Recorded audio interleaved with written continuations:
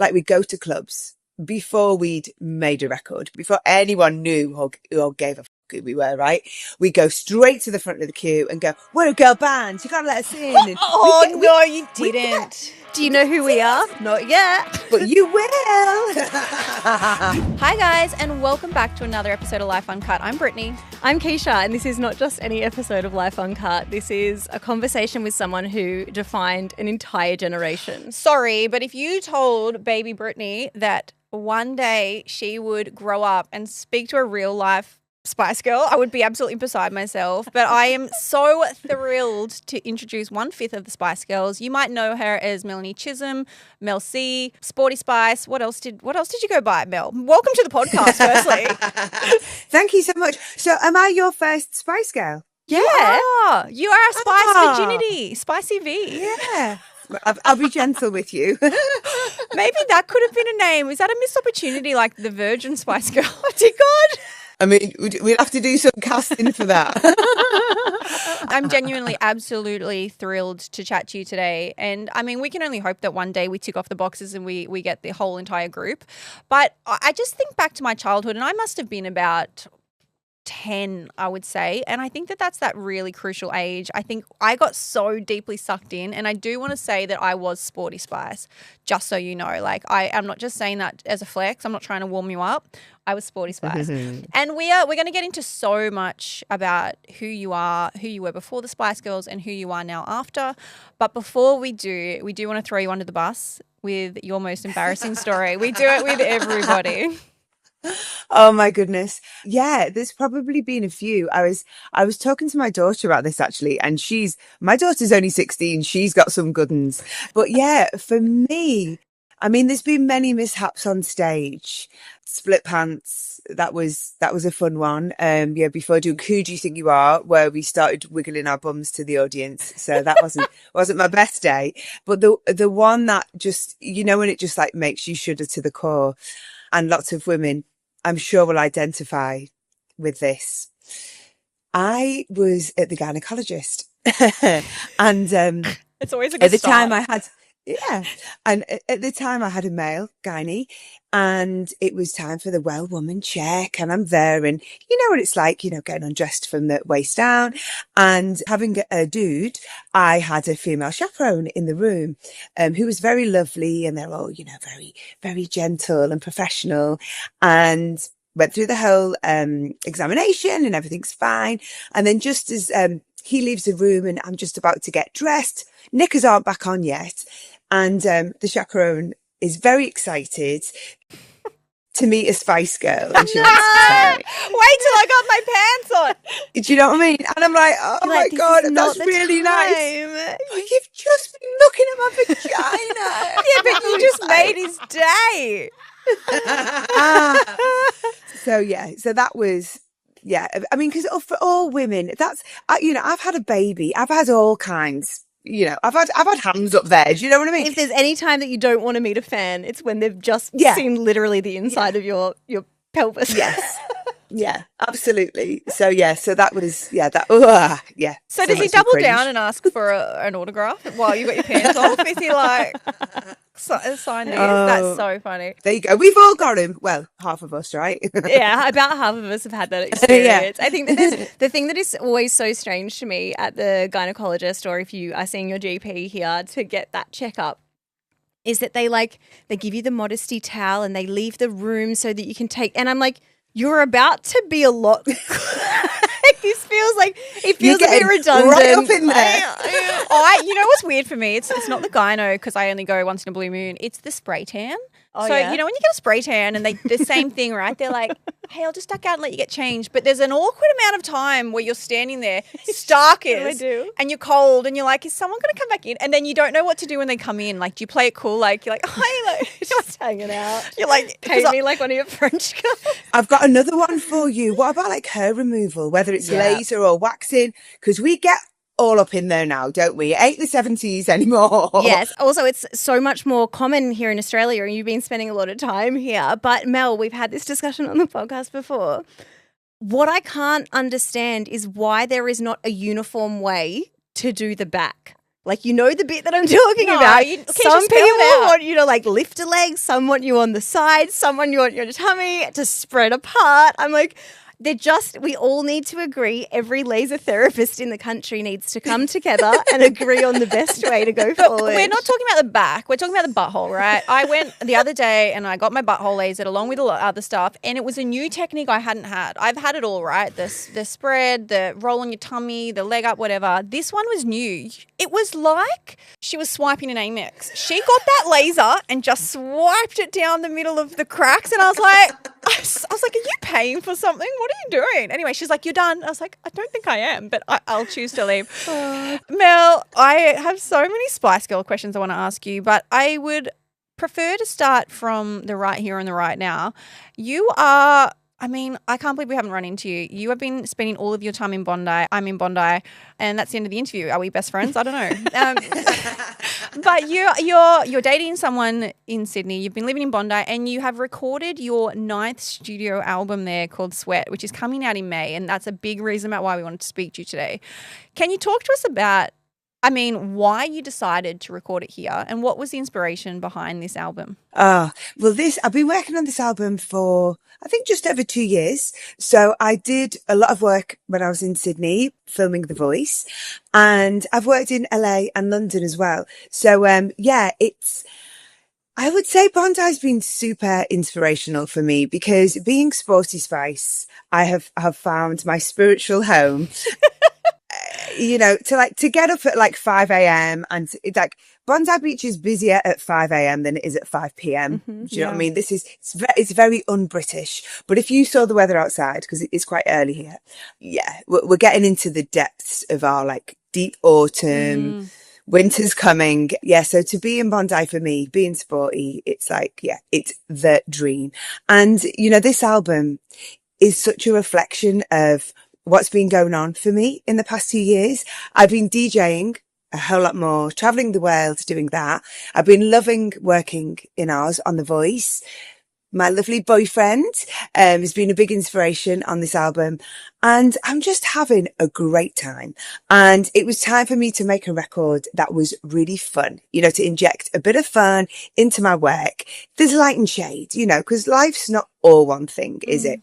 So, I did on this album want to try and do something that I hadn't done before. I think when it's my 9th studio album. So it's like, what do we talk about now? But life continues to throw stuff at us. So I just had loads of fun bringing the kind of sport element into it, really embracing that, being Sporty Spice, being a DJ. So it's really dancey, and, lyrically, I've just, had a bit of fun. Is it more of a DJ based album? It's still a pop record. That's the one thing. I really wanted to make this album bring what I play as a DJ and who I am as an artist. I wanted to bring that closer together. But when I'm in the studio, I can't avoid my past and who I am as a singer. You know what I mean? So it's like, I learned how to write songs, make records with the Spice Girls. So I'm never going to steer too far away from it being pop music. But I think what's happened so brilliantly in the last 20 years is genres aren't apart anymore. There's so much crossover. And what I've loved as a DJ is I used to go raving when I was 19, 20, and to see a lot of those sounds, those 90s and noughties sounds come back into music and just be really mainstream as well, because it was quite underground when it started, but now it's it's right out there. And it's been loads of fun playing with different sounds, having a different attitude to my work, trying to bring a bit more attitude into it as well, So, I'm excited. Do you know what I thought of when I first heard the song Sweat that you have released? So the first song that is from the album is out.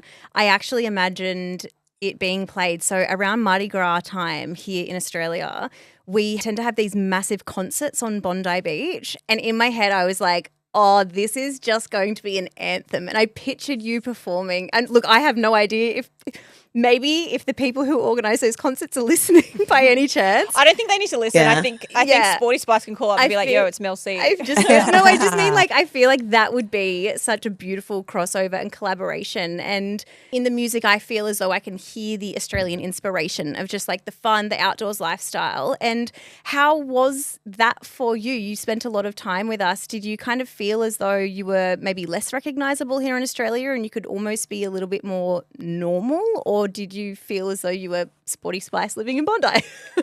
Well, you know what? It kind of it ebbs and flows. This whole life experience that I have, and I think it's funny because me getting to know Bondi, it's its own little scene, isn't it? You know. Yeah. So I think it was funny, kind of when I ventured into like the CBD, I was so much more recognised, and on Bondi, everyone's like kind of doing their own thing. So that was really lovely. I was going to say, talk about Mardi Gras. Yeah. So I will be in Australia when it is Mardi Gras. So, you know, I really hope I have the opportunity to perform Sweat because, you've seen my Spice Boys, right? So the Spice Boys in the Sweat video. Oh, in the video. Yes. So my creative director, a guy called Graham Cruz, was with me in Australia. We were shooting The Voice. We were both living in Bondi, and he went onto the beach on a daily basis to procure the young gentleman to come and be my Spice Boys. So yeah, it's very Australian influence. Yeah. This whole kind of, even the kind of aesthetic of everything.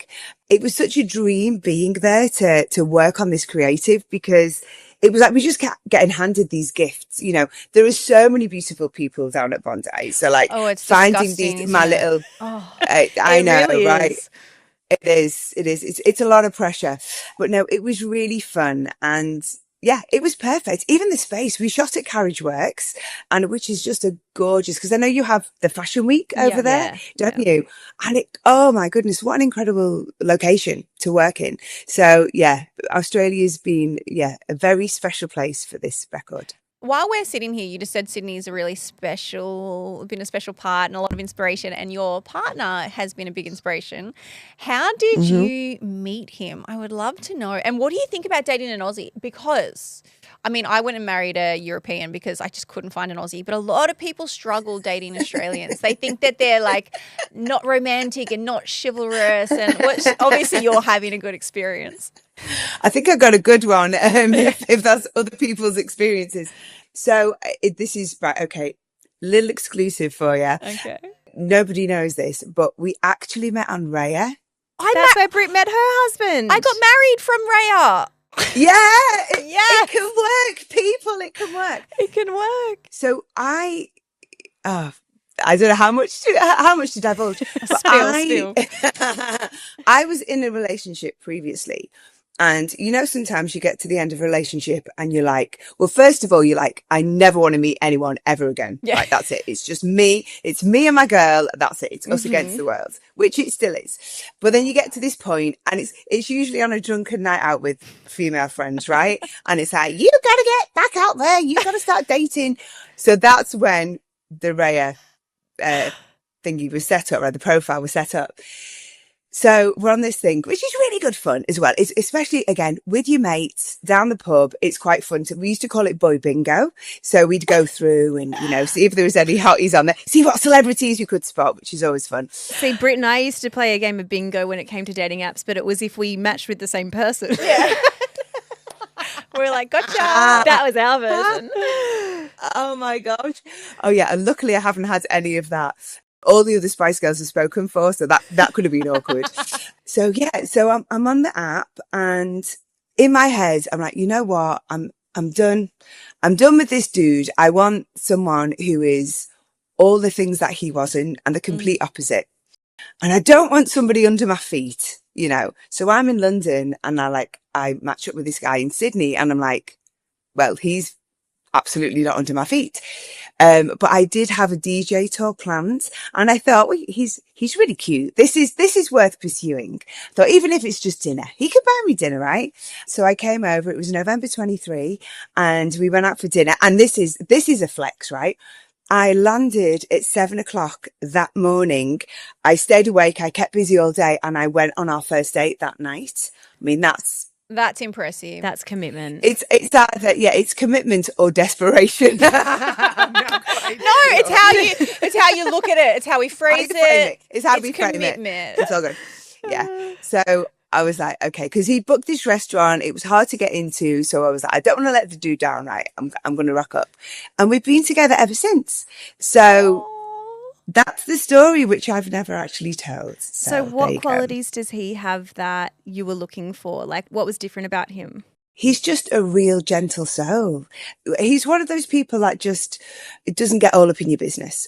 You know, he's quietly in the sidelines being uber supportive. Yeah. Yeah. And he's wonderful. And I think, you know, for me, I've said this a few times, spending more time in Australia, I've realized that there's a real kinship between Australians and people from the north of England. I think we've got a lot of, you know, similar sense of humor, you know, just the way we approach life. And, you know, finding that in someone's been lovely. I used to live in Newcastle, like I was a Geordie Shore girl, and I didn't see a lot of similarities over there. They were a bit wild when I was there. I do feel like that listening to your story then was exactly. I just feel like you just channeled my story. I was the same thing. I was like, I'm never fucking dating again. Didn't date for a year. Woke up one day and thought, I need to get back on the horse.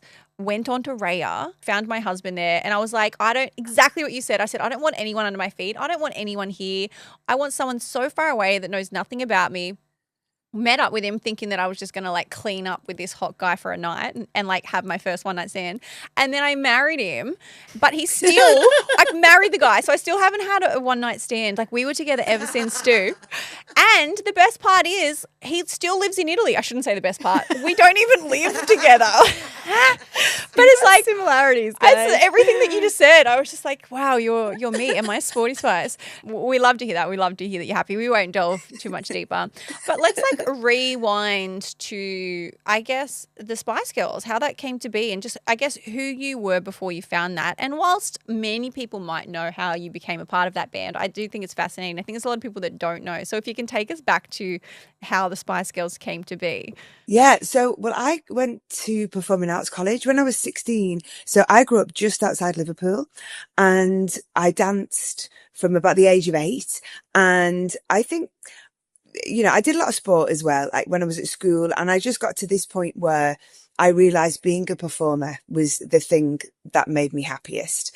And I was, you know, really, really focused on that being a career. So I'd left home at 16, which is, my God, my daughter's 16. So that like kind of freaks me out now how young that is. And I moved to London. So, you know, for people who don't know the geography of the UK that much, which again is very different to Australia. Okay. In the UK, like 200 miles is a long way. Yes. I know in Australia, it's just for us, that's next door. Totally. It's our neighbour.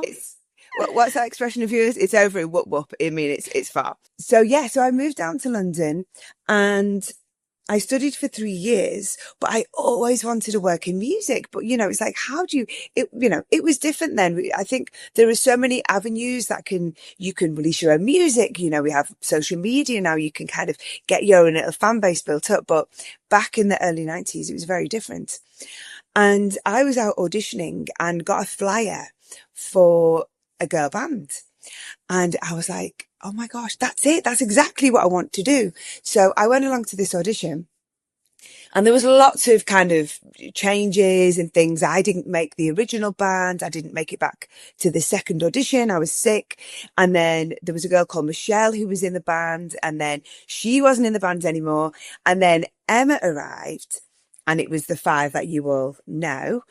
We left the original management. We went out there on our own. We'd made contacts in the industry. We kind of did our own thing for about a year and then met Simon Fuller, who went on to manage us. And we got signed to Virgin Records. And so, yeah, so that's how it all began. It's funny because I don't think people know the story.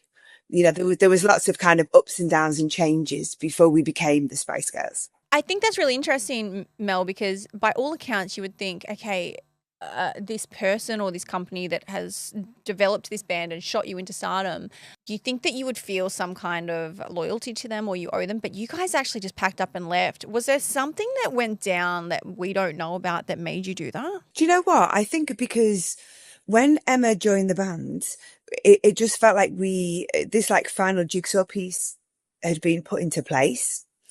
And it was, there's this thing with the Spice Girls. I mean, obviously now, because everything that happened. But from day one, before we'd ever released anything, the five of us together, the dynamic is so electric that, and I think that was the thing that catapulted us out into the world. Everywhere we went, every label we went to, every management we went to see, people they couldn't help. Like we're just, what is this like whirlwind? We were like a Tasmanian devil. We just came in and we just disrupted everything. And that's what it's like now. We get together in a room and it's not often that the five of us are together. We get together in like, there might be a 3 and a 2 and a whatever. But when the five of us get together, it's just wild. Whatever this thing is, whatever this chemistry is between us, it's so sparky. And we felt that. But our management were very reluctant to move things forward, and we were young and we were ambitious and we had, we were impatient and we just wanted to be out there.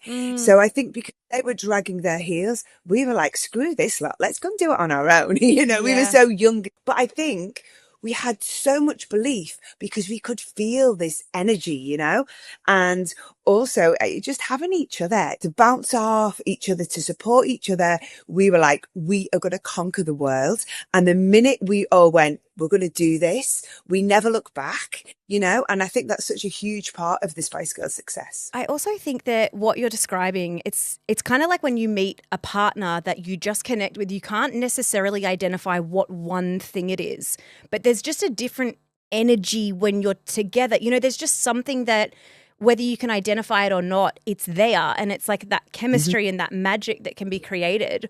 But you guys, you didn't know each other beforehand, and then you seemingly became the best of friends. You ended up living in a house together. Like, how quick did that friendship evolve, and what was that like at the time?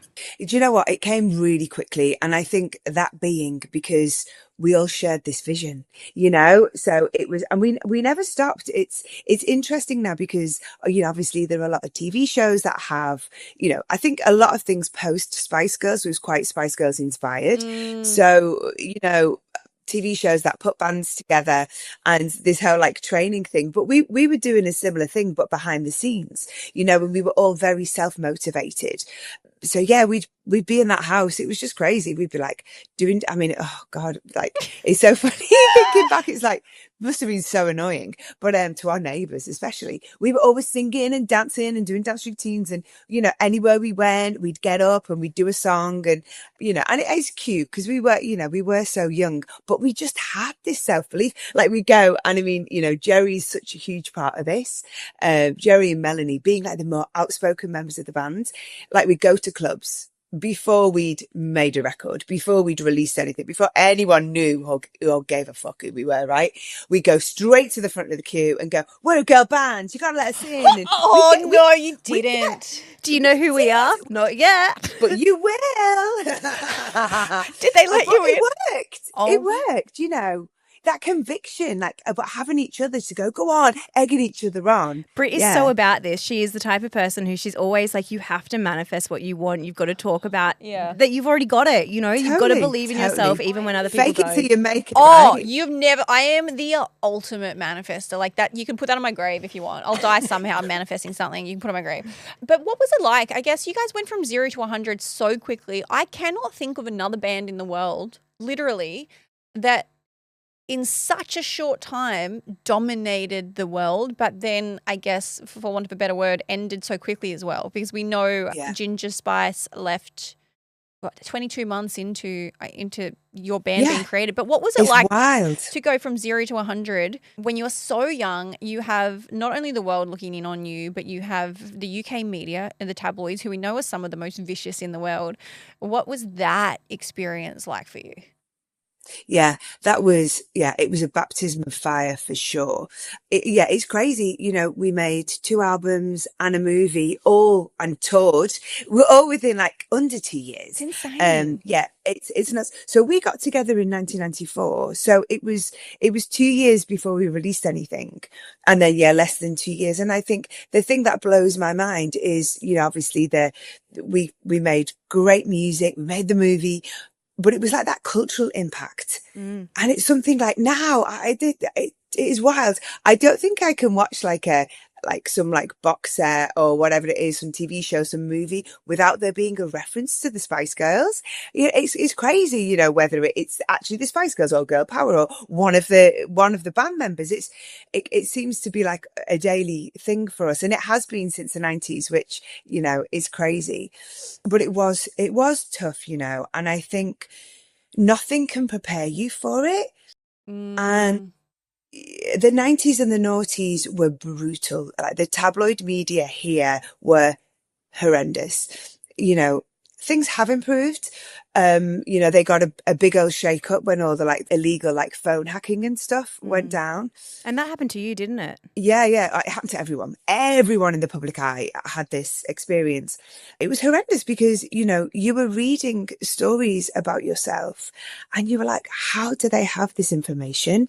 And we, you know, even within the band, it was so detrimental to us because we started to question each other.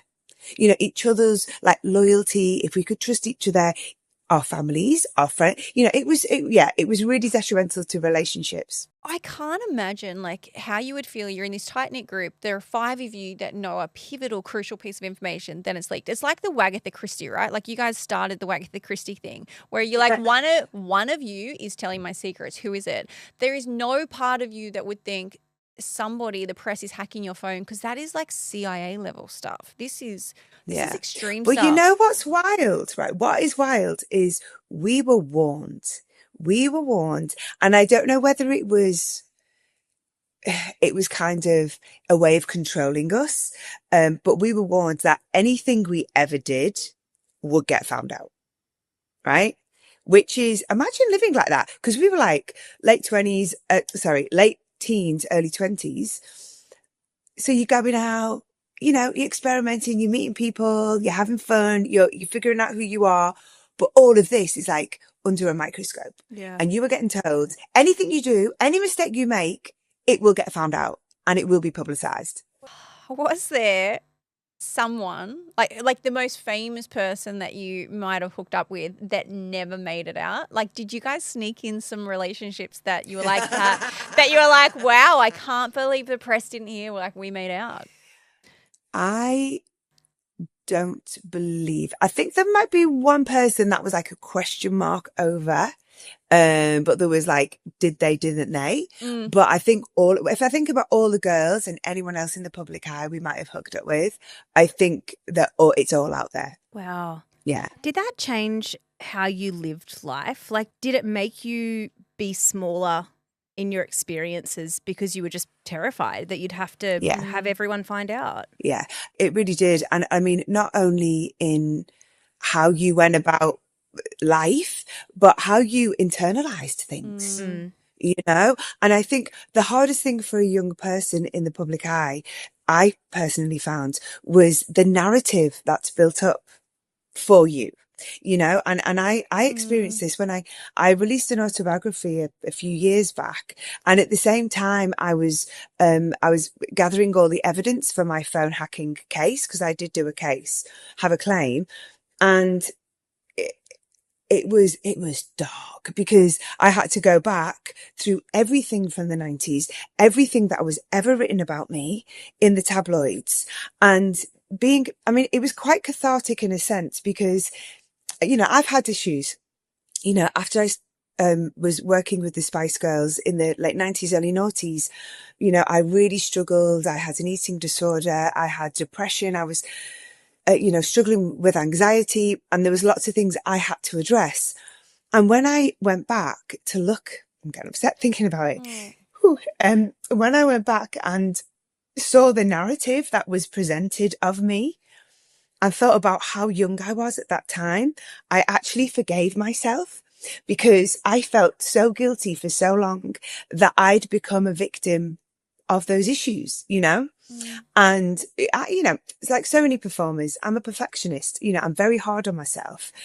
And I got very sick and I blamed myself and I was, and I was weak. And when I looked at all of that press coverage, I forgave myself. I was like, I had no chance. No. Young people under that scrutiny, and it's evil. They took our personal information. They took medical information about me. They published it. They didn't only publish it. They bullied us with it. You know what I mean? They used it as a weapon.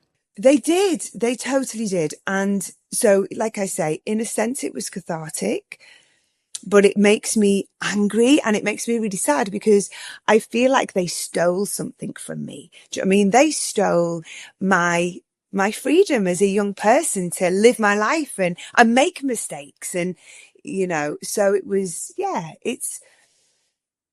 luckily it's not the same. You know what I mean? It's not as bad now. It's a little bit more read between the lines in the UK media, I would say. I think you're giving them a lot of grace. It's still pretty bad. Like, it's still pretty horrific. They're still crossing a lot of lines, but nothing comparable to the time that you were experiencing it. But I remember, I remember I've read it about you, but Posh also, I shouldn't say Posh, Victoria Beckham in her documentary. That's okay. We don't mind our nicknames. I know. Do you know it's it just defaulted to it. I should call her Victoria Beckham. That is her name. But Victoria recently spoke about it in her documentary. The fact that you guys on live radio and live TV were being weighed and compared for your body weight and how much weight you'd put on and like, you were 18. What chance did you have? And I think as a society, we forget that happened. Like, we just forget until I resaw that and her speaking about it on the documentary. I'm like, imagine if somebody went onto TV now and they were like, weighed and compared you against the rest of you. Like, of course you didn't stand a chance.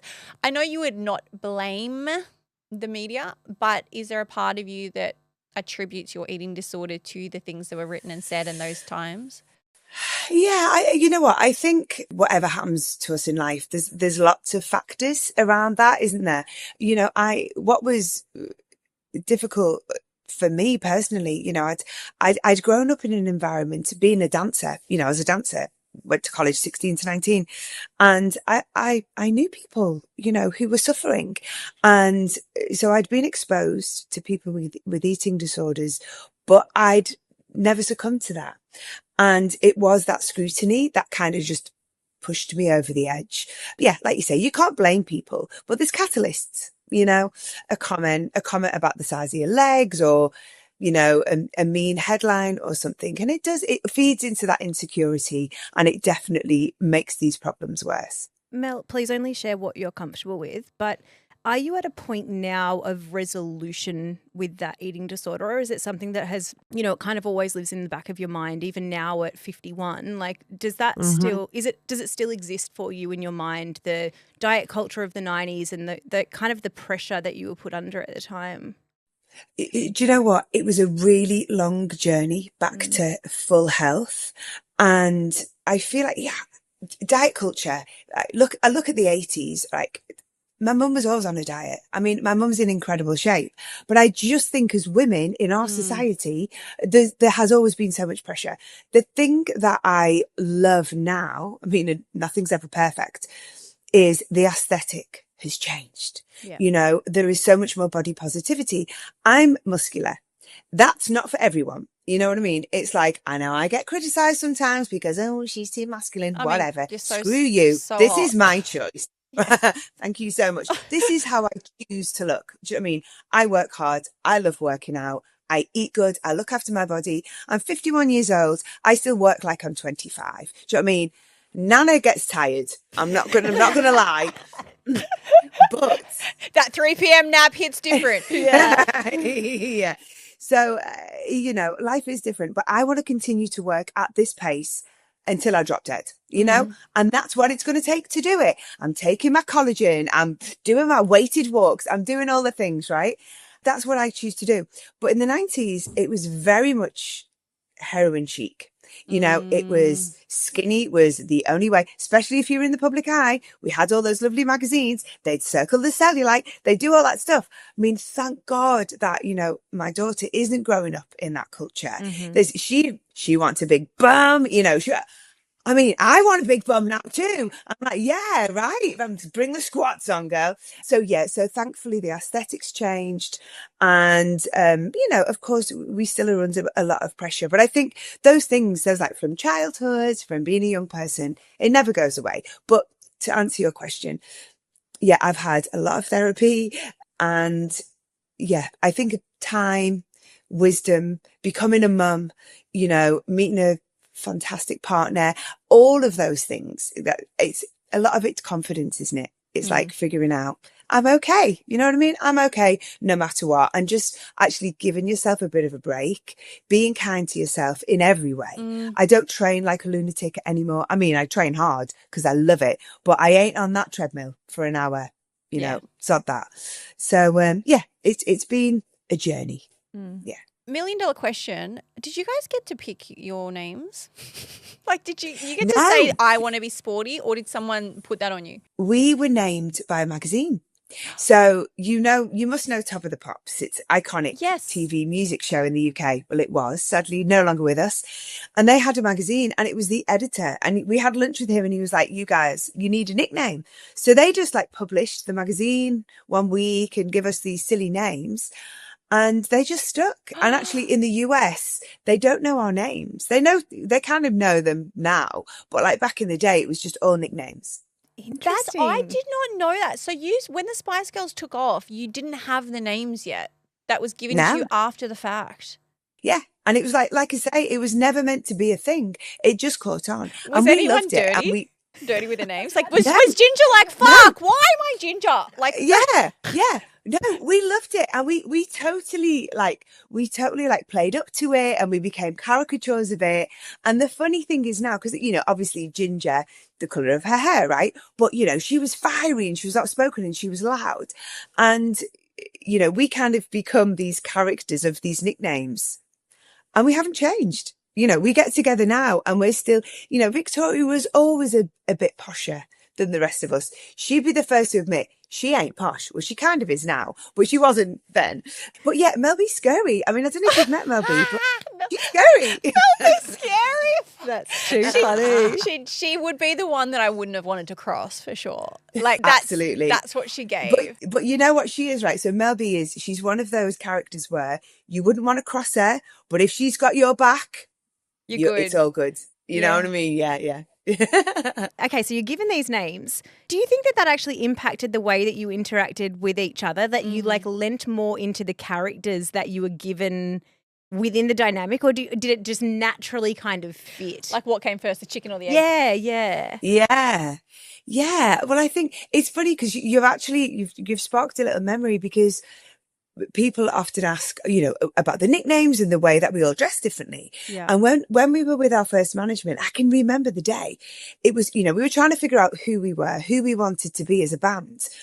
And our management were, you know, saying, oh, you know, dress like this, dress like that, you know, coordinate, sing these songs, do the thing. And we were all like, nothing felt quite right.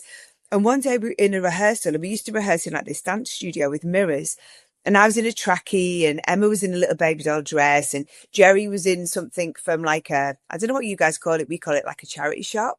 But, you know, she wears like all like little eclectic, crazy little get-ups. And I'm not sure if Mel B had the leopard print by now, but she had her big, you know, bushy hair all out. Was Victoria in a little Gucci dress? It wasn't Gucci then. Couldn't afford the Gucci. Yeah, no. But, she was definitely in something a bit more sophisticated. So I remember Jerry like looking in the mirror and going, why don't we just dress the way we dress? You know, why don't we do that?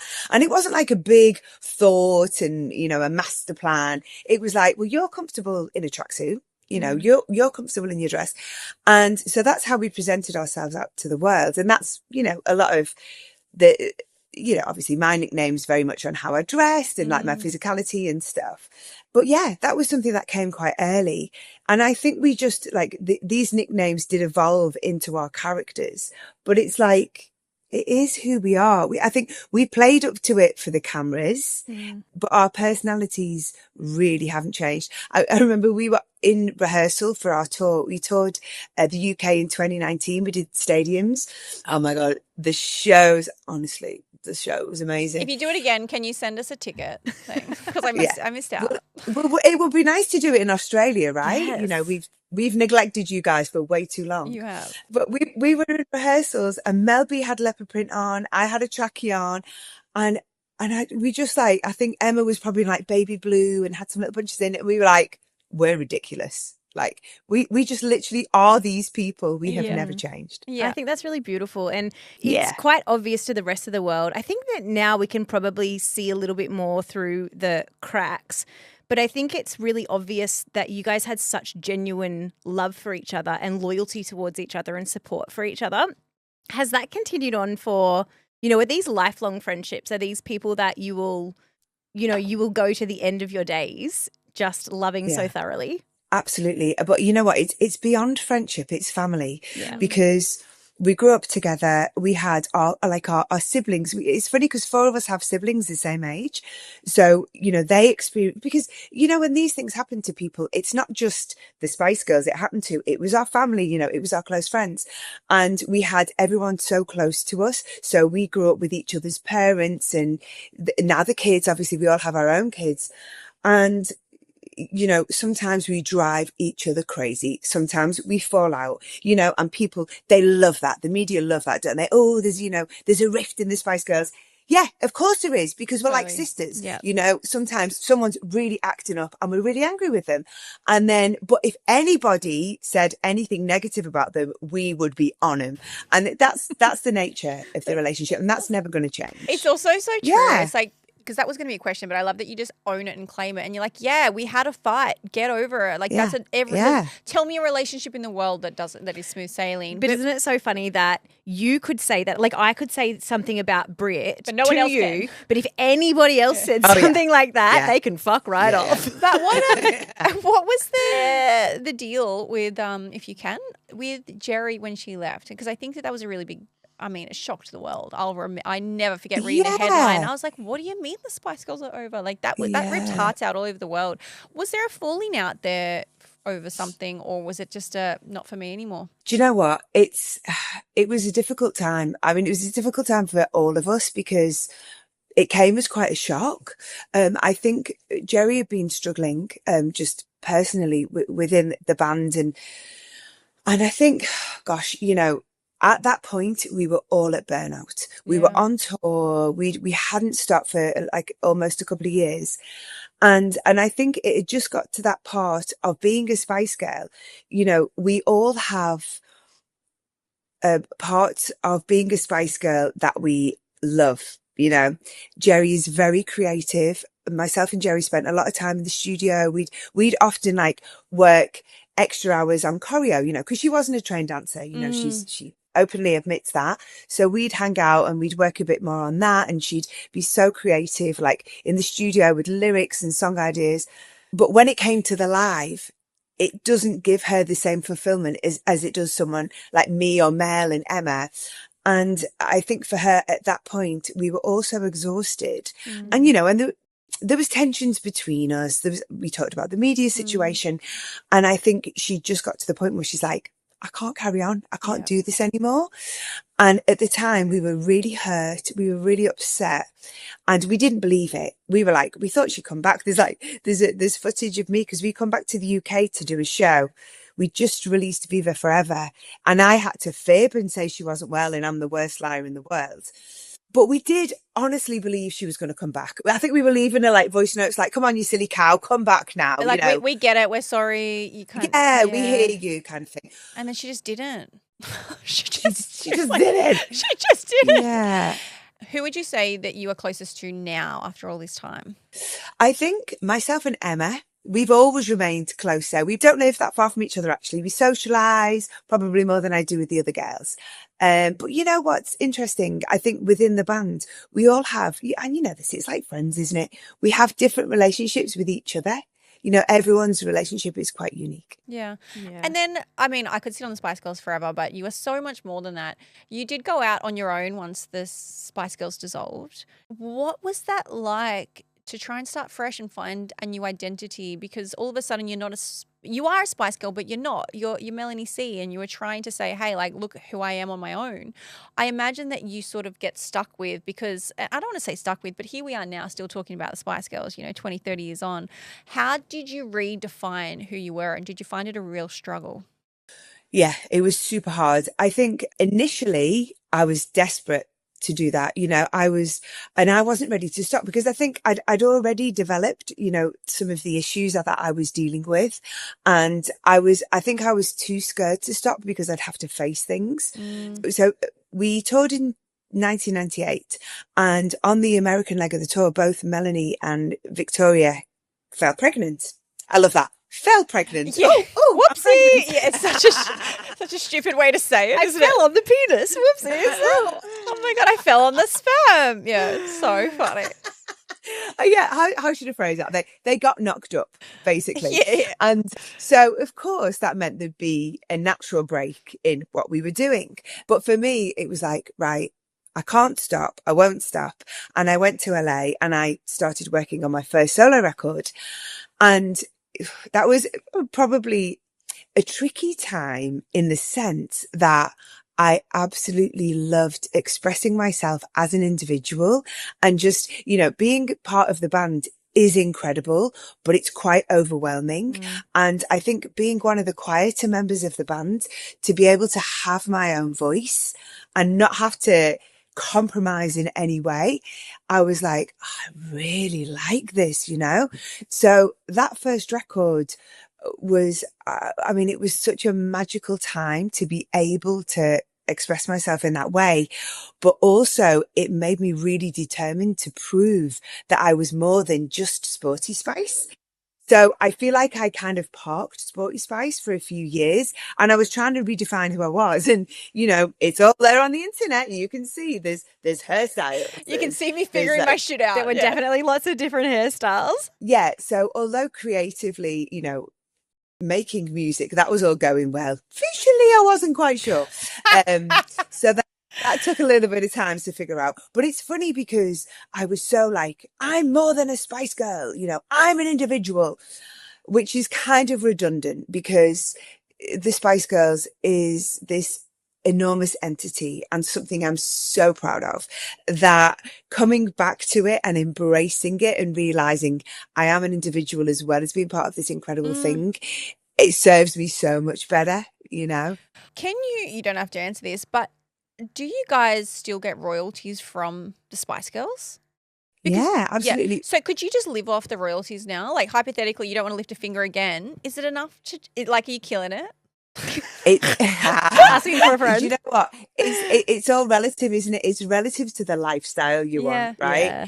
This is true. And I only say this, I'll just say it. I don't want to come across, it's a rude question for sure. We have a friend in the industry that did very well with music, and unfortunately they had signed their life away a little bit to a record label, to a label, and we were shocked to hear at just how little they get from that. So I guess my question was more seated around that as well. I think people will probably be shocked that it's not a crazy amount of money that the Spice Girls still make, but we co-wrote everything we did.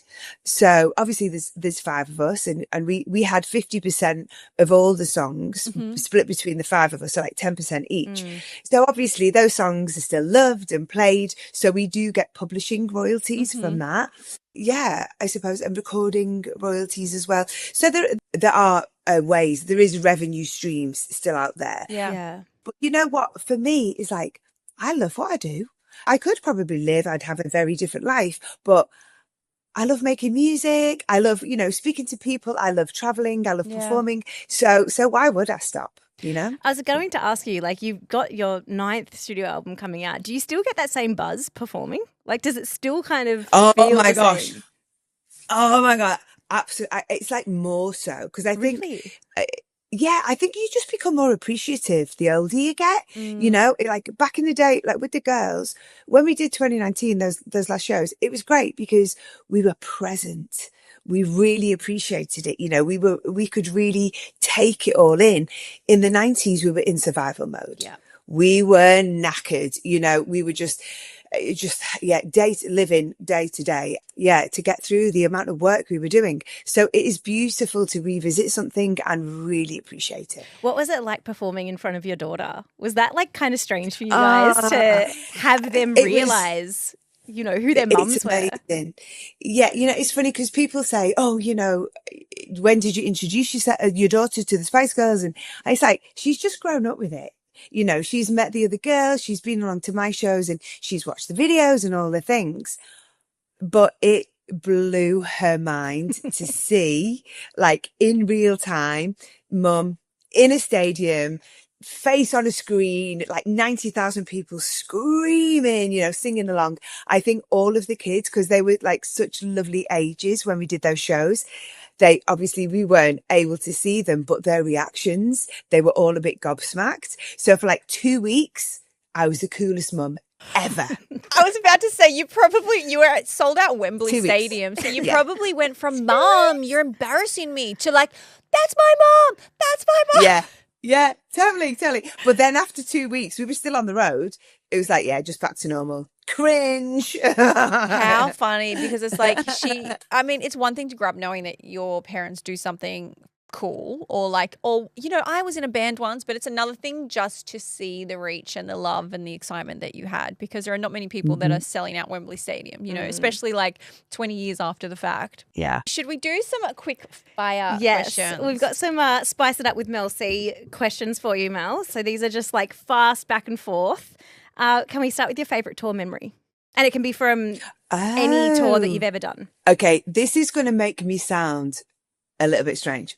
So when we did those shows in 2019, one of my favourite shows, we were in Manchester, and every single show we played on that tour was incredible. We played Bristol and it absolutely pissed down. We were soaking. We had to like redo the show so we didn't go out and like just get soaked. And so that was insane, but still an amazing night. In Manchester, we used to come up through the stage, like for the opening for Spice Up Your Life. And even when you said every that out night, loud, I was like singing in my head, Spice Up Your Life. Yeah, honestly, thinking about it, it's so exciting. But we'd be on this like lift under the stage and we'd all be holding hands and we'd pop up, and that the wave of love that would come at you from the audience. It was just incredible. And this one night in Manchester, I don't know what this says about me, but I could see crackles of like electricity. I had this visual.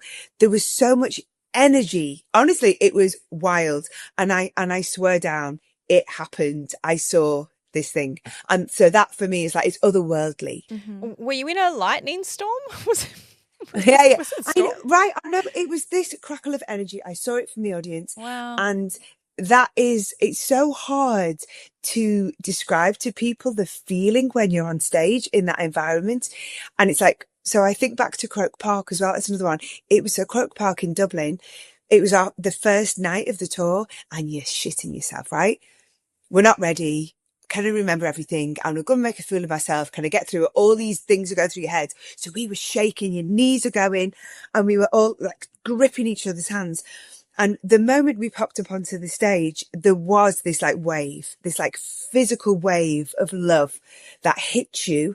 And from that moment, everything was okay, you know, and this shared experience you have with this, you know, crowd, 90,000 strong. It's almost indescribable, but that's how I like try to express it to people so they can get an idea of what it feels like. I mean, yeah, we performed to 5,000 people and I get that energy. So I can only imagine what it feels like for you. Which Spice Girl causes the most trouble? Mel B. Thumbs down. That's easy. Okay, that was a real quick fire one. I know. I remember they're quick fire and I just talk. No, it's actually they're actually better not quick fire. Have any of you been to jail? Some of us should have been. Okay, so none arrested. Not yet. Okay, well, it's the day's still young. Okay, a song you'll never get tired of performing. Oh my gosh. All of them. I love it. I used to be a real ballad girl. I used to be like, Viva Forever, To Become One, Too Much. They're my faves.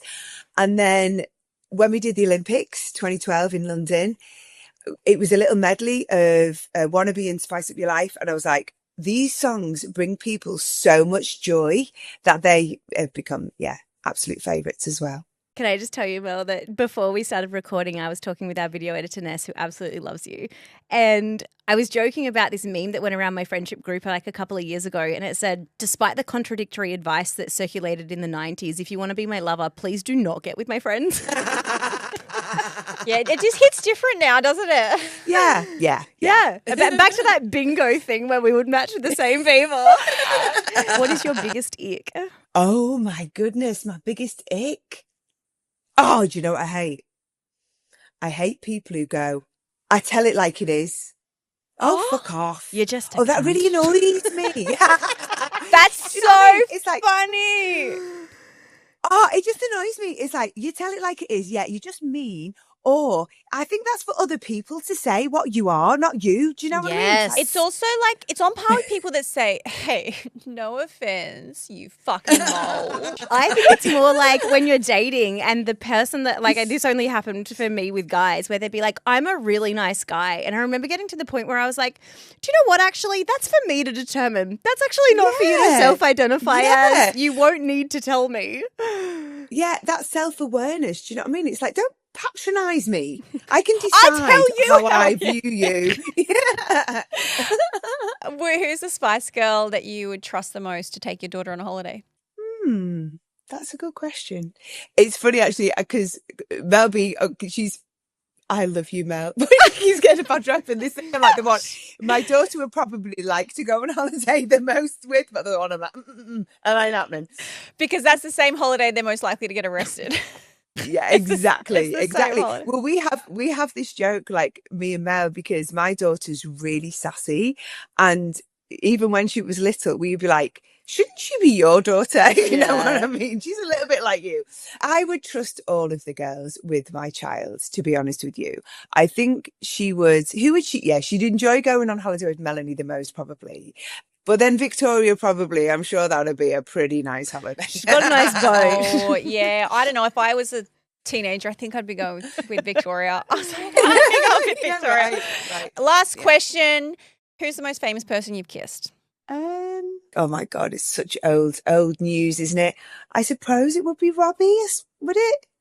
That's not a secret, is it? I love him. Yeah, He's so much fun. You know, I was security at his first concert when, I was a security guard there. Is that not the funniest thing? Really? Yeah, Oh I my was God, like, that's I so would have funny. blown away in the wind. I wasn't stopping anyone, but my only way to see him was to work it. And so I got a job on the security team and I was like stopping people from getting in, and that was how I experienced it.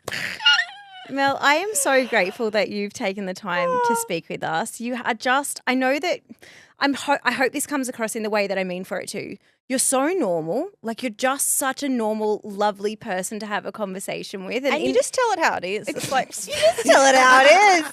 It's just who you are. You're just a nice person. So down to earth. yeah, you said that. You actually are very down to earth, though. And I think I will speak for both of us when I say that we so hope that we run into you on Bondi Beach at the playground. That's what we call the outdoor Hope you run gym. into us. I'm taking you to Toddy's. Hit me up next time you're back. For Oh sure. my God, I love Totties. How good's the bread? Just before I left Sydney, that was like, where do you want to go? And I was like, yeah, that's where I want to go. After I shot the video, I was like, I want to go to Totties and order all the potatoes. Oh my God, All of the so bread. good.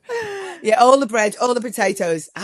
Yeah. We're thrilled. I feel like Australia has adopted you in a way. You've been coming here for so long and you're on our TV screens. You're dating one of us. Like, we were good enough to make it into your world, which we are thrilled about. And I'm genuinely absolutely thrilled that we got this chance to speak to you, because you've been such a huge part of my childhood, but so many people's childhood. And just to hear that you're such a nice, normal person as well is wonderful. But I cannot wait to hear the rest of the album. For everyone that wants to hear it, it's May 1st. Sweat will be dropping like it's hot. And I can only hope you spend some time here playing and doing some shows, because you know that it'll be a sellout. Well, you know that's in my plan. Singles out right now, and yeah, videos out there, and I'll be back really, really soon. We love it. There'll be links to all of that, plus Mel's social media in our show notes for anyone to click through. Thank you so much. Thank you. Yay. Oh, I've really enjoyed it. So I hope all your viewers and listeners enjoy it too. And yeah, I'll see you soon. And yeah, if we're not just going to bump into each other, we're going to plan it. We're going to see each other when I'm back.